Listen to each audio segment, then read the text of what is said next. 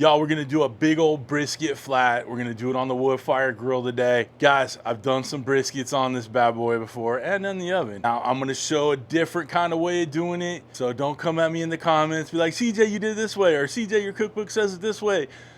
We're doing something different. There's different ways to skin cats or whatever you wanna call it, all right? Guys, don't stress out if you see me do it a different way on another video or in the cookbook, which by the way, I have 4 cookbooks for the Woodfire Grill. If you'd like to check them out, I'll have links down below. They're $5 each. They're e-cookbooks. They're downloadable, but if you buy all 4, it's $15, save you $5. Download them to like PDF style, keep them forever. What we did so far, we got a little over a 4-pound brisket flat. Now basically this looks like the butcher at the store just cut the brisket in half. So there's a little bit of point muscle on there too. I did minimal trimming on it. In fact, I did probably the worst trimming job I've ever done on a brisket. I said maybe besides the first brisket I ever did on this one. So it doesn't look pretty, but it got the job done. Basically with your brisket trimming, you just want to get the fat cap down, that hard fat, right? You want to get some silver skin off of there.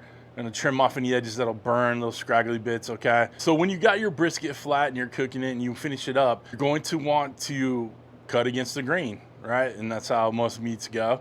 In order to see that, cut a little slit in it where the grains run. So we'll know to cut, you know, perpendicular to that slit. We season it up with some Circle Star brisket rub. This was given to me when I was out in Texas. I was visiting the Dogfather's Barbecue, and a gentleman there handed it to me. Want me to give it a try, so I'm gonna give it a try. I'll let you know how it is. I'll put a link down below if you want to try it. I like it that it's not a very coarse rub, so it's gonna soak really well into this brisket. Once I got that done, we threw the Temp Spike in there, Temp Spike Plus. Again, links down below. And with my link, you save a little bit of cash with it too, so check it out. Bluetooth wireless thermometer, I use it on a lot of my cooks. Love it. It's really reliable, okay? How we're gonna build that extra flavor on this brisket? Okay, we got different ways of doing it. One with the pellets. We're gonna use some Smokin Pecan pellets. Now these are made from pecan shells. This isn't wood pressed, they have a bunch of oils in there or whatever. These are all natural.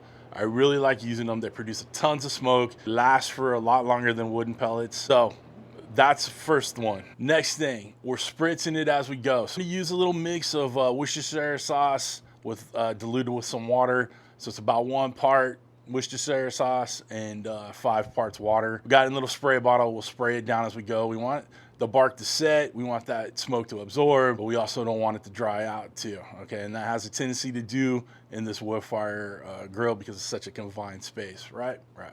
And then when we wrap it, usually I'll throw some beef stock in there or some consomme of some sort. This time I'm gonna use some French onion soup. It's the Campbell's condensed, the same thing you see us use, but I want that kind of oniony flavor to hit it. And obviously we're using that soup to braise too. We're gonna go ahead and smoke this brisket at 275, and I'll put the Celsius around here somewhere. And we're gonna take it all the way through. So we're gonna leave it on the smoker setting all the way through. Throwing our Temp Spike wireless thermometer in there. We're gonna monitor those temps, and we're gonna take it to about 165, 170 internal. We'll wrap it up in some tin foil. We'll get that soup on there, wrap it up real tight, get it back on, and then take it to about 205-ish, and we'll use my instant read thermometer just to test it for probe tenderness. You want that probe to go in and out of that brisket, you know, like it's going through hot butter, right? I hope you're following along with me so far. Hit the thumbs up if you don't mind. Subscribe if you're not there yet. But I really wanted to walk you through the steps, what was in my mind of what we're gonna do today. And now it's time to get it done, right? Right. Let's go ahead and get this bad boy fired up. What do you say? We got our wood fire on, hello. We got our grill plate in there. We're gonna turn it to the smoker mode. The wood fire flavor button's already lit up. Our Smokin Pecan pellets are in there. We're gonna take this to 275. And the timing, I'm gonna take it all the way to like 8 hours. I don't know that it'll take that long, and we'll talk about it at the end on how long it takes. But you know, I just don't wanna have to mess with the timing as we're going. So again, we go to eternal temps, but we wanna have enough time on there. So let's hit start. We're gonna let it go through that whole ignition process, make sure that smoke is rolling, and then we'll get our brisket on.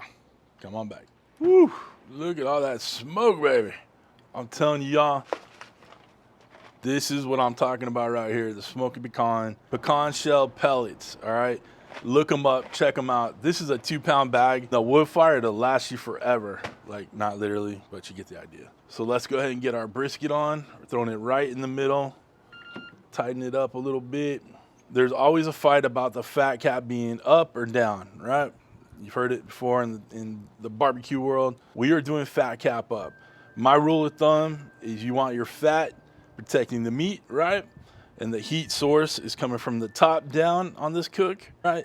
So we're putting the fat towards the heat to protect the meat. And then obviously some of it will render in there, but you're using it as like a protection. Okay, hope that makes sense for y'all. Go get this thing shut down, give it a nice long smoke bath. Okay guys, we're about half hour, 40 minutes or so in. We're temping out at 108.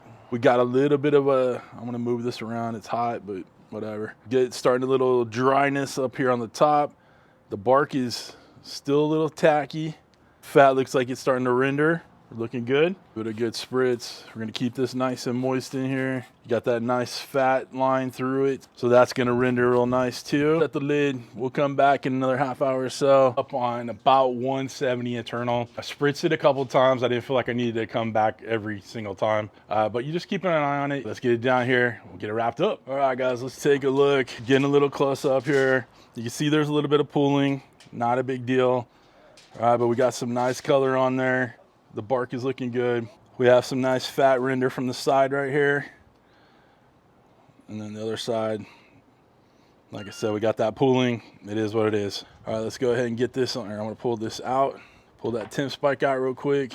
We'll get it on the foil over here. Foil bolted up pretty good here. Now let's add this soup. This is just like that, the layers of flavor. You know what I'm saying, y'all? This is gonna help braise, but also, you know, level it up, right?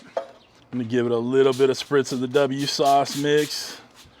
Just adding a little extra flavor. Now let's get it wrapped up tight. Went ahead and I did a double wrap on it, just in case. You don't have to if you don't want to. It's pretty heavy duty temp foil. Got our temp spike plus back in. We'll shut this down and take it to about 205, 210. Right. Team, we're 3 hours in. We're temping out at 207 on the temp spike. So now I want to go in with my lightning probe right here, and I just want to test for probe tenderness. Now that feels a little tight right there, even though it's temping out at 209. I don't know if it's coming through, but it's feeling a little tight right there. Go over here. Again, still feeling pretty tight. So even though it says it's up to temperature, theoretically it's up to temperature, we are going to let it go a little bit more. So we're about 3 hours into the cook right now. I think we should let it go for another half hour, 45 minutes out here, and then we'll take it off and let it rest. Y'all, we are into it for another 45 minutes or so. Probing tender now. It just need a little extra time to break down those fibers and those collagen in there and all that. So we're gonna go ahead and take it off the wood fire right now, wrap it in a towel, and we're gonna let it rest at least an hour.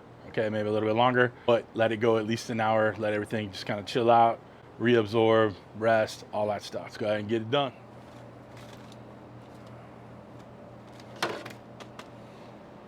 We've let this rest way over an hour.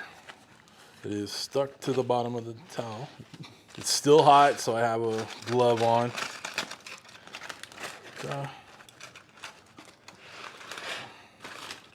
Let's take a look. Whew, that's hot. So we got a nice, beautiful color on there. Let's get it out and slice it up. So you can see right here, this is the point muscle, so there's not very much of it. So we're gonna just cut it all in one deal. We're not gonna try to like move it around one way or another. See, the grains are going that way, so we're gonna cut perpendicular to it, right? We're gonna cut against the grain. I know I'm gonna get asked, this is the Dalstrong Pitmaster Shadow Black series knife. I'll have a link down below for it, okay? So we're just gonna slice all the way through these. Just doing little 1/8" slices. So I'm gonna pick a slice out of here and we'll check the bend test. This lets you know that it's done, right? Nice and flappy. The pull test, you can see there's no resistance when you're pulling it, right? Give this thing a taste. I got a nice little piece of the point with the fat and the flat, all that good stuff. It's all there. So tender, so delicious, guys. This right here is the best brisket I've ever made on the wood fires.